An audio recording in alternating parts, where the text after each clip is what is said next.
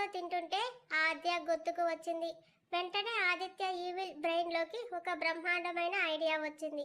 యశి ఆదిత్య కళ్ళు చూడకుండా కేవలం తినిపించడం మీదనే దృష్టి నిలపడంతో ఫోన్ తీసి యమునా గారికి మిస్డ్ కాల్ ఇచ్చి మళ్ళీ ఏమీ ఎరగనట్టు ఫోన్ పాకెట్లో పెట్టుకున్నాడు. తినిపించి వాటర్ తేవడానికి వెళ్ళిన యశి వచ్చే ముందు ఆదిత్యకి కాల్ వచ్చింది. ఆది, వేర్ డిడ్ యు గో, నాకు చెప్పలేదు అంటుంది ఆద్య కాల్లో.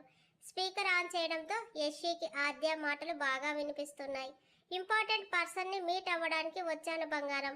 ఎర్లీ మార్నింగ్ నీ ముందు ఉంటాను, సారీ అని ముద్దుగా చెబుతున్న ఆదిత్య మాటలకి అటు ఆద్య కరిగిపోతూ ఇట్స్ ఓకే ఆది అంటే ఇటు యశిక ముఖంలో చిరునవ్వు.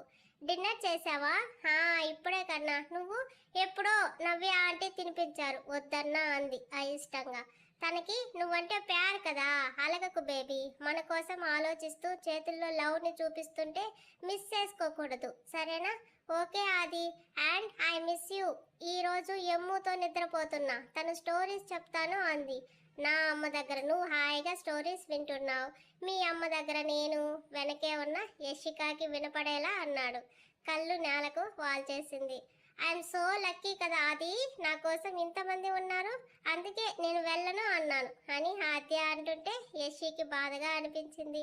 నీకోసం ఎవరైనా దిగి రావాల్సిందే స్వీట్ హార్ట్. నా ఆద్య బేబీలో ఉన్న మ్యాజిక్ అలాంటిది. నవ్వుతూ వీడియో కాల్ చేస్తాను, నిన్ను చూడాలని ఉందని ఫోన్ పెట్టేసి కాల్ కనెక్ట్ చేస్తుంటే వద్దు ఆది, ఆద్య ఇంటిని గుర్తుపట్టేస్తుంది అని కంగారుగా ఆదిత్య ఫోన్ పట్టుకుంది యశి పాప. ఒక క్షణం సూటిగా కళ్ళలోకి చూశాడు. ముందు అర్థం కాలేదు, కానీ తన నోటితో తనే ఆద్య తన పాపని చెప్పకనే చెప్పేసిందని తెలిసి అతని చేతిని వదిలి పోతుంటే పట్టుకొని వీడియో కాల్ కట్ చేసి, ఆద్య నేను ఉన్న దగ్గర కనెక్షన్ సరిగా లేదు, మార్నింగ్ చేస్తాను కదా, హ్యాపీగా బజ్జోమని చెప్పడంతో గుడ్ నైట్ చెప్పి ఫోన్ పెట్టేసింది. ఫోన్ పక్కన పెట్టి యశికాని ఒక గుంజు గుంజున ఆదిత్య చాలా గట్టిగా చుట్టేస్తూ ఏమన్నావు అన్నాడు సీరియస్గా. ఏం చెప్తుంది? ఏం మాట్లాడలేదు. నోరు తెరిచి ఏమన్నావో చెప్పకపోతే నేను ఎలా రియాక్ట్ అవుతానో కూడా ఊహించలేవేషి అని తీవ్రంగా చెప్పడంతో ఆద్య మన పాపే అని చెప్పింది. నా కళ్ళలోకి చూసి చెప్పాలి. సిగ్గుతోనో భయంతోనో బిడియంతోనో యశి ముఖం కిందకు వంచేసింది. చిన్ పట్టి పైకంటూ కళ్ళలోకి చూశాడు. ఎంతో ఉద్వేగాన్ని ఆపుకుంటున్న నయనాలు నిండుకుండల్లా మారడం చూసి చిన్నగా వాటర్ వైప్ చేసి తనని పైకి లిఫ్ట్ చేసి యశి వచ్చిన రూమ్లోకి తీసుకెళ్లాడు. ఇద్దరి ఐ కాంటాక్ట్ అస్సలు మిస్ అవ్వడం లేదు. అతని కళ్ళలో మాయకి మారు మాట్లాడకుండా ఉన్న తనని బెడ్ మీద చేర్చి పైన చేరుతుంటే ఊపిరి భారంగా మారింది ఆమెకు. అతనికి అన్నీ తెలుసా? ఏదో అనుమానం ఆమెలో. లేదంటే ఇంత దగ్గరగా అయితే అస్సలు రాడు. ఆ రోజు కూడా వెళ్ళిపోమ్మని చెప్పాడు అంటే నా కోసమే. మరి ఈ రోజు వచ్చాడంటే కారణం కూడా తనే. బయట వాన మెల్లిగా జోరు అందుకుని కుండపోతగా మారడంతో పవర్ కట్ అయింది. యశి పైకి లేవబోతుంటే ఆమె చేతులు పెనవేసి లాక్ చేసిన ఆదిత్య చర్యకి ఆది లీవ్ మీ అంది బెదురు గొంతుతో. లవ్ మీ, కిస్ మీ, హగ్ మీ అని అడగాలే, లేదు. అడగడానికి ఆడతనం అడ్డొస్తుంటే ఒక చూపు అలా చూస్తే చాలు, ఇలా నీ కౌగిట్లో వాలిపోతా. అంతేకాని వదులు, వెళ్ళిపో అనే వర్డ్స్ మళ్ళీ రిపీట్ చేస్తే అని ఆదిత్య ముందుకు వంగుతుండగా మళ్ళీ పవర్ వచ్చింది. ఈ వాతావరణం కూడా నా మీద పగ పట్టేసిందని నోట్లో గొనుక్కుంటున్న యశిని చూసి నవ్వుతూ నాన్న అయ్యావు ఆది అని చెప్పవా అన్నాడు. ఏడుపు తన్నుకు వచ్చింది ఆ మాటకే. ఆదిత్య మెడ చుట్టూ చేతులు బిగించి రేగిన అలజడిని అదుపు చేసుకుంటుంది. ఎందుకు ఇలా? ఈ బాధ ఎవరి కోసం? ఎవరైనా వచ్చి నన్ను చేసుకో అంటేనే వస్తావా నా దగ్గరకు, లేదంటే రావా? ఆదిత్య పెదవి మీద వేలు పెట్టి అలాంటి కారణానికి ఒక్కసారి నిన్ను దూరం చేసుకున్నాను, కానీ ఇప్పుడు నేను అమ్మని, నువ్వు నాన్నవి అయ్యావు ఆది. నాకు నా భర్త ముఖ్యం. కానీ ఆమె మౌనం అతని ఆనందాన్ని తగ్గించిన ఓపెన్ అయ్యిందని హ్యాపీ ఫీల్ అవుతూ యశిని పైకి తెచ్చుకొని ఆద్య బర్త్డే డేట్ ఎప్పుడు అని అడిగాడు. చెప్పను అంది. మరో నిమిషం పెదాలు మూత పడితే మరో 5 నిమిషాల తర్వాత వెచ్చని రుచి ఇద్దరికీ తగిలింది. నా దగ్గర వేషాలు వేస్తే రిజల్ట్ ఇంతకన్నా ఎక్కువగానే ఉంటుంది. తిరిగి తనే కిస్ చేసిన యశి. నా నుంచి అన్నీ తెలియాలి అంటే ఓపిక అవసరం మిస్టర్ ఆదిత్య గారు. మీకు అంత సహనం లేకపోతే వెళ్ళిపోవచ్చు అంది. ఒకవేళ ఉంటే ఉండొచ్చా అడిగాడు సున్నితంగా చెక్కిళ్ళు నిమురుతూ. నో అంది. ఇవాళ నా చేతుల్లో ఉందే నీకు. నువ్వు నన్ను ఏమనో గోముగా చెప్పింది. అదేగా నీ ధైర్యం? నువ్వు బయట ప్రపంచానికి రాక్షసుడివి రాజువే కావచ్చు, కానీ నాకు మన ఫ్యామిలీకి మాత్రం పర్ఫెక్ట్ జెంటిల్ మ్యాన్వి. నా కోసం అమ్మకి ఎందుకు దూరంగా వెళ్ళిపోయావు? తనని ఎందుకు దూరం ఉంచి బాధ పెట్టావు? బాధగా అడిగింది. నీకు తెలుసా అవన్నీ? ప్రెగ్నెన్సీ కన్ఫర్మ్ అయ్యాక నీకు చెప్పడానికి ఎంక్వైరీ చేయించాను. ఇండియాలో లేవని తెలిసింది. మరి ఇప్పుడు వచ్చేసాను కదా, పదా ఇంటికి వెళ్దాం. నా ప్యాలెస్కి రానివి. నువ్వు ఇలా ఇక్కడ వద్దు. వస్తాను, కానీ ఇప్పుడే కాదు. యషి ప్లీజ్ ఆది, నా ఫీలింగ్స్ని కూడా అర్థం చేసుకో, రిక్వెస్ట్ చేసింది. అయితే నాకు మాట ఇవ్వు. ఏంటి? నేను ఇక్కడికి రావడానికి నువ్వు నో అనకూడదు, సరే అనాలి. ఆద్యాన్ని వదిలి రోజు రాలేకపోవచ్చు, బట్ వచ్చినప్పుడు మాత్రం అడ్డు చెప్పకూడదు. అడ్డు దేనికి? ఓరగా చూసింది. అంటే అడ్డు చెప్పవా? అల్లరి అతని చూపుల్లో. చెప్తే నన్ను నేను క్షమించుకోలేను. ఇన్నేళ్ళు నిన్ను బాధ పెడుతూ నన్ను నేను బాధించుకున్నాను. ఆద్య పసి మనసుని గాయపరిచాను. ఇంకా మొండిగా ఉంటే నా మనస్సాక్షి ఒప్పుకోదు. అలాగని నీకు దగ్గరయ్యి సంతోషంతో నా బాధ్యతలు విస్మరించలేను. ఏంటవి? నాకు చెప్పకూడనివా, లేదంటే నేను చెయ్యలేని పనులా? పాప అంతలా కోపం చూపించడానికి ఏంటి కారణం? నీకు చెప్పకుండా దాచడానికి ఏమీ లేదు ఆది, కానీ సమయం వచ్చినప్పుడు మాత్రం ఖచ్చితంగా చెప్తాను. ప్లీజ్, ఆద్యకి నువ్వు అవసరం. నాలాగే నువ్వు కూడా పట్టించుకోలేదంటే అది మరో ఆదిత్య అవుతుంది అని నా భయం. నవ్వుతూ లిటిల్ డానెట్ చేస్తానే నా బేబీని అన్నాడు. కోపంగా అతన్ని విదిలించి లేచింది. పరాకుగా ఉన్నాడేమో, పట్టుకోలేకపోయాడు. ఏయ్ ఆగవే, ఎక్కడికి? అడిగిన ఒక్క దానికి కూడా ఆన్సర్ ఇవ్వలేదు, కానీ రోషం మాత్రం పొడుచుకొచ్చిందా? కిచెన్ బ్యాక్ డోర్ ఓపెన్ చేసి అక్కడే మెట్టు మీద కూర్చుంది. వెనకే వచ్చిన ఆదిత్య వెజిటేబుల్స్ ఫ్లవర్స్తో అందంగా ఉన్న, ప్రస్తుతానికి వానకి వణుకుతున్న గార్డెన్ని చూసి ఆమె వెనుక కూర్చొని బ్యాక్ నుంచి చుట్టేశాడు. ఇద్దరి మధ్య మౌనం. కురుస్తున్న వానకి, పుడుతున్న చలికి ఒకరికొకరు దగ్గరగా జరిగి కాసేపటికి అతని ఒడిలోకి ఆమె చేరేలా ప్రకృతి హెల్ప్ చేసింది. చలిగా ఉందా? ఆమెను మరింత పొదువుకుంటూ అడిగాడు. ఈ 4 ఏళ్లలో తన బాధని, ఓర్చుకున్న గాయాల్ని, కార్చిన కన్నీటిని ఇక్కడే ఇలాగే కూర్చొని మౌనంగా అనుభవించింది. కానీ ఇవాళ, ఇప్పుడు ఈ క్షణం ఆ బాధంతా మంత్రం వేసినట్టు మాయమైపోయింది. ఆది, నేను ఒకటి అడుగుతాను, ఆన్సర్ చెప్తావా అంది. మాఫియాని వదిలేయచ్చు కదా, జరగని పని. ఆదిత్య అంత ఖచ్చితంగా చెప్తుంటే ఇంకేం మాట్లాడుతుంది? నేను నా క్యారెక్టర్ నచ్చే ఇష్టపడ్డావు కదా, ఇప్పుడు నా ప్రొఫెషన్ ఎందుకు అడ్డుగా అనిపిస్తుంది? అడ్డుగా కాదు, భయంగా అనిపిస్తుంది. నా మీద నమ్మకం లేదా? వెనక్కి తిరిగి అతని నోటిని మూసేస్తూ, నమ్మకం అన్న మాటకి నిలువెత్తు నిదర్శనం నువ్వు. నా భయం అంతా రేపటి రోజున మన ఫ్యామిలీకి నీ ప్రొఫెషన్ ఎఫెక్ట్ అవ్వకూడదని. అందుకే దూరంగా ఉంటున్నావా? లేదంటే నన్ను మార్చాక మీ వాళ్ళని ఒప్పించి నన్ను పెళ్లి చేసుకుందామనా? అర్థం చేసుకో నువ్వు కూడా అని తనని పూర్తిగా ఒడిలోకి తీసుకొని పాదాలను నిమురుతూ, నా గొంతులో ప్రాణం ఉన్నంత వరకు నీకు ఫ్యామిలీకి ఎలాంటి ఆపద రాదు, రానివ్వను. తర్వాత కూడా. నా ఉద్దేశం అది కాదు ఆది. నన్ను, నా ఆనందాన్ని మాత్రం దూరం చెయ్యకు యషి. చిన్నప్పుడే ఫిక్స్ అయ్యాను, నేను ప్రపంచాన్ని శాసించాలని. నువ్వే కాదు, మా అమ్మ చెప్పినా కూడా దీన్ని వదలలేదు. ఆ దేవుడు దిగొచ్చి చెప్పినా వదలను. చాలా గంభీరంగా చెప్తుంటే యషికి వణుకు వచ్చింది. అంతలోనే ఆదిత్యాన్ని దూరంగా ఉంచడానికి ఇది ఒక అవకాశంగా తీసుకుంటే అనే ఉపాయం తట్టి, నీకు నేను కావాలా, మాఫియా కావాలా అని ధీటుగా చూసింది. ఇలాంటి కుషన్స్ వేస్తే చంప పగులుతుంది అన్నాడు. నాకు ఇష్టం లేని పనులు చేయనని చెప్పొచ్చు కదా. చెప్పి నిన్ను మెప్పించి నీ వెనుక తిరగమంటావా? ఊరుకుంటున్నాను కదా అని ఓవర్ చెయ్యకు. నిన్ను ఇంతలా బ్రతిమాలే అవసరం నాకు లేదు, కానీ వచ్చానంటే కారణం ఆద్య. నా బేబీని ఏం చేసావు అసలు? తను ఎలాంటి పరిస్థితిలో నాకు కనబడిందో తెలుసా? ఒకవేళ నాకు కనిపించకుండా ఉంటే ఏమయ్యేదని అనుకోకుండానే చాలా సీరియస్ అయ్యాడు. ఆద్యాని ఆ స్థితిలో ఊహించుకున్న యషి కళ్ళలో నీళ్లు తిరిగాయి. నిజంగా నా తప్పే. అమ్మకి హెల్త్ ప్రాబ్లం అని కల్పన భయంగా ఫోన్ చేసి ఏడ్చింది ఆది. పాపని తీసుకెళ్లలేను, నాకు పాప పుట్టిందని ఫస్ట్ నీకు చెప్పాలని ఆ విషయం ఇప్పటి వరకు కూడా ఎవరికీ చెప్పలేదు. అందుకే ఆద్యాని హోమ్లో వాళ్ళ దగ్గర వదిలి వెళ్ళాను. నేను వచ్చేసరికి పాప మిస్ అయిపోయింది. కాళ్ళు చేతులు ఆడలేదు, ఏం చేయాలో అర్థం కాలేదు. నిజంగా పాప విషయంలో నా తప్పు ఉంది, ఒప్పుకుంటాను. కానీ నువ్వు మాత్రం ఇంకా మాఫియా జోలికి వెళ్ళొద్దు అది, ప్లీజ్ అని గడ్డం పట్టుకుంటుంటే విసుగ్గా తనని వదిలి పైకి లేచి లోపలికి వెళ్ళిపోయాడు. కోపం వచ్చినట్టుంది. కోపానికి ఏం తక్కువ లేదు. అరే నేను చెప్పేది కూడా తన గురించే కదా, అది అర్థం చేసుకోడే అని వెనకే వెళ్ళింది. కోట్ వేసుకుంటుంటే లాగేసుకుంది. ఏయ్ ఇటువు వెళ్ళాలి, ఇంత వాన్లో ఎలా వెళ్తావు అంటే వాన్ లేకపోతే పొమ్మనే కదా. గుర్రుగా చూశాడు. తల పక్కకి తిప్పుకుంది. నా కోసం నా బేబీ వెయిట్ చేస్తూ ఉంటుంది. తనని వదిలి వచ్చినందుకు నాకు బాగానే అయ్యిందని అలక మొహంతో చెప్తుంటే ఏమైంది, ముద్దులు కూడా తీసుకున్నావుగా అంది గొణుగుతూ. కాఫీ తాగిన ఫీలింగ్ కూడా రాలేదు. ముద్దంటే విస్కీ తాగితే వచ్చే కిక్కు రావాలి. ఓరగా చూస్తూ కోట్ ఇచ్చేసింది. అంటే పొమ్మంటున్నావు అంతేనా? ముక్కు పుటాలు అదురుతున్న ఆదిని చూసి నేను చెప్పిన దానికి ఓకే అను, నీకేం కావాలన్నా ఇస్తాను. లంచం కాదు, ఇష్టం. మరి 4 ఏళ్ళు ఏమైందో ఇష్టం? ఆ రోజు అన్యాయంగా మీ అమ్మ కోసం వదిలిపోయినప్పుడు ఏమైందో ఇష్టం? నా బేబీ ప్రతి మూమెంట్ని నాకు మిస్ చేశావు. అవన్నీ మళ్ళీ తిరిగి వస్తాయా?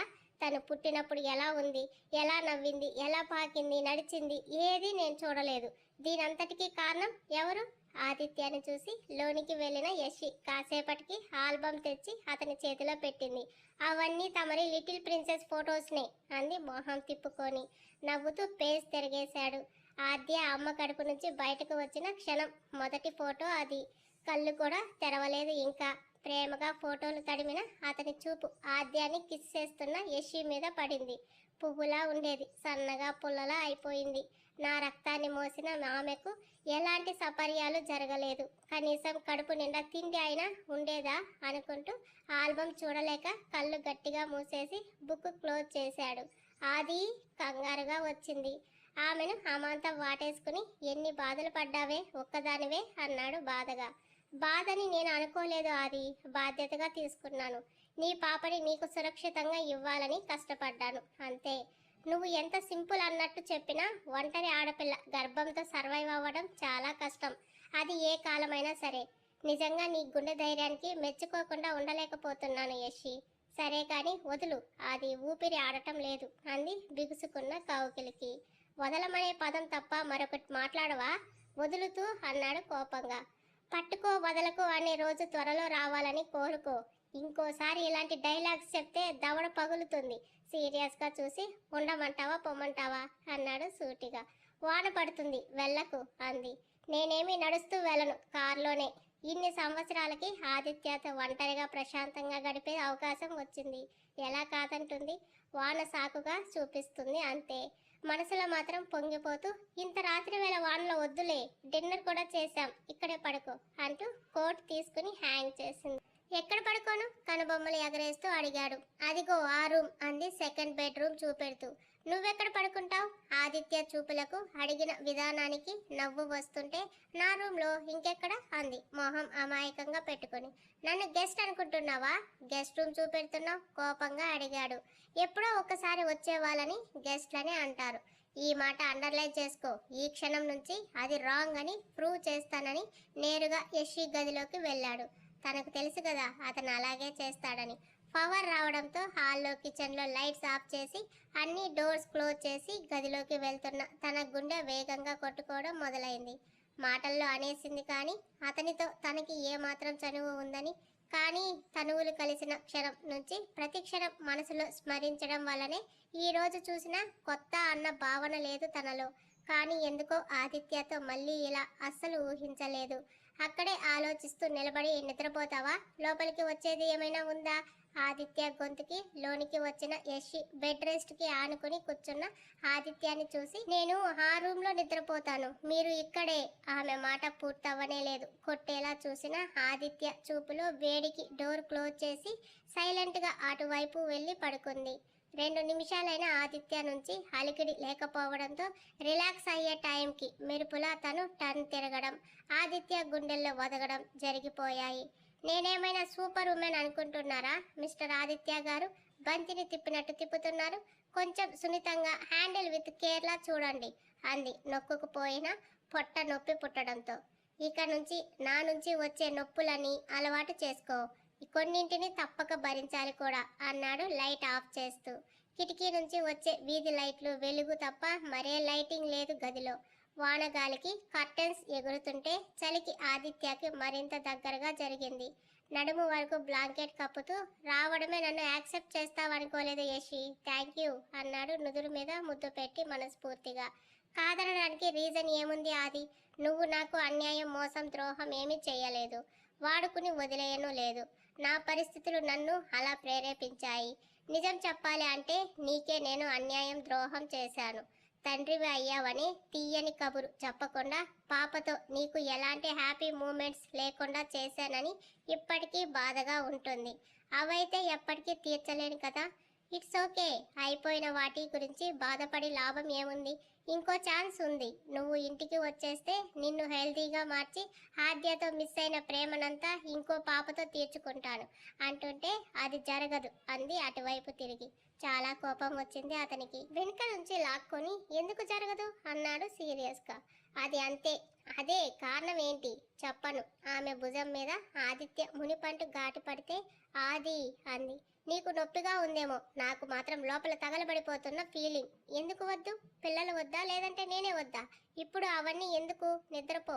నిద్రపోవడానికి కాదు, ఈ టైంలో నా బేబీని వదిలి వచ్చింది నీ గురించి తెలుసుకోవడానికి. ఆ బాహుబలి ఫ్లాష్ బ్యాక్ ఏంటో చెప్తే వింటాను అన్నాడు విసుగ్గా. ఆమె కనుగుడ్లు నిండా నీళ్లు నిలిచాయి. ఇలా ఎందుకు యషి? నా బాధ నీకు జోక్ అనిపిస్తుందా? యషి కన్నీళ్లు అతని మనసును తాకితే తనని దగ్గరకు తీసుకొని, నీలో నువ్వు దాచుకుంటే బాధ ఇంకా పెరుగుతుంది కానీ తగ్గదే. అదే నా బాధ. నాకు చెప్తే ఇంత బరువు మోయాల్సిన అవసరం లేదు కదా. ప్రపంచాన్ని శాసించడం తేలికైన నాకు నీ మనసులో భారం తీర్చలేకపోతున్నాను అనే వ్యధ ఎక్కువగా ఉంది. ఆదిత్యాన్ని హత్తుకుని, ఆద్య నీతో నేను ఎందుకు హేట్ చేస్తున్నాను చెప్పిందా? లేదు, తను నీలాగే చెప్పడం లేదు. ముందు మీ గారాల పట్టి నుంచి నిజం తెలుసుకోండి, తర్వాత నేను చెప్తాను అని ఆదిత్య బాధపడటం చూడలేక నవ్వు పులుముకుంది. ఆడుకుంటున్నారు కదా డెవిల్స్ ఇద్దరు నాతో. నువ్వు డెవిల్కే మమ్మీ హస్బెండ్వి, most wanted underworld don. అలాంటి మీతో గేమ్స్ నా? నడుం పట్టి మరింతగా తనలోకి లాక్కొని, మాఫియాని రూల్ చేసినంత ఈజీ కాదు పెళ్ళాన్ని హ్యాండిల్ చేయడం అని ఇప్పుడిప్పుడే అర్థమవుతుంది. ఆ మాఫియాతో నన్ను పోల్చకని అలిగి ఆద్య మన పాపే అని ఎలా తెలుసుకున్నావు అని అడిగింది. గెస్ అయి ఎంత ఆలోచించినా తట్టలేదు ఆమెకి. బహుశా నీ పోలికలు తనలో చాలా ఎక్కువ ఉన్నాయి. అవి చూసి గుర్తుపట్టావా? కాదు. కాదా మరి అంటూ తన యాటిట్యూడ్ నీలాగే ఉంటుంది. అలానా? నో. మరి అంటూ నానేమేమైనా చెప్పిందా మాటల్లో? తను నా కూతురు, అలా డీటెయిల్స్ చెప్పదు అన్నాడు గొప్పగా. సరిపోయింది అని ఎంత చించుతున్నా. ఏమో నాకు తెలియదు, నువ్వే చెప్పు అంది. ఓడిపోయావు అని ఒప్పుకో. సరే ఓడిపోయానని యషి చెప్తుంటే లేచి కూర్చొని ఆమె పాదం చేతిలో పట్టుకొని తను 4 years బ్యాక్ ఇచ్చిన పట్టీలని తాకుతుంటే అప్పుడు తట్టింది తనకి. దిష్టి చేయి చూసావా? కళ్ళు పెద్దవి చేసి అడిగింది. సమాధానంగా కాలి మువ్వల మీద ముద్దు పెట్టాడు. ఆమె కళ్ళలో ఆనందం పైకి వచ్చి ఆమె ఎద మీద ముద్దు పెట్టి బెరుగ్గా చూస్తున్న తన కళ్ళలోకి చూస్తూ, కన్ఫర్మ్ అయ్యింది మాత్రం పాపకి నీకు షేమ్గా ఉన్న మోల్ చూశాకే అంటూ మెడ కింద ఛాతికి కాస్త పైన నల్లగా ఉన్న పుట్టుమచ్చకి పెదవులు తాకించాడు. ఆమె గుండె జల్లుమంది. కంగారుగా పాదం వెనక్కి తీసుకోవాలని చూస్తుంటే పట్టి ఆపుతూ, నిన్ను సొంతం చేసుకుంది ఒక్కరోజే అయినా నీ ప్రతి అణువును నా మదిలో భద్రంగా ముద్రించుకున్నానే. కానీ ఆ పుట్టుమచ్చ నువ్వు నన్ను ప్రేమించక ముందే చూశాను అన్నాడు. అయోమయంగా చూసింది. నా మీద అటాక్ జరిగిందని ఫ్లాట్కి వచ్చాను గుర్తుందా? అక్కడ ఉన్నప్పుడు నువ్వు డ్రెస్లో రెడీ అయ్యావు, ఆ రోజు చూశాను అన్నాడు. ప్రతిదీ ఆ మైండ్లో స్టోర్ అయిపోతుంది అనుకుంది మనసులో. ఒకవేళ మోల్ చూడకపోయి ఉంటే అప్పుడు ఏం చేసేవాడివి? ఆద్యాన్ని చూడగానే తనకి నాకు ఏదో సంబంధం ఉందని చాలా బలంగా అనిపించింది. అస్సలు అనుకోకుండా తీసుకురావడం, తను వస్తాననడం వెంటనే జరిగిపోయాయి. నాకే కాదు అమ్మకు కూడా ఆద్యాన్ని చూసిన వెంటనే చిన్నప్పుడు నేను కూడా అలాగే ఉండేవాడినని చెప్పింది.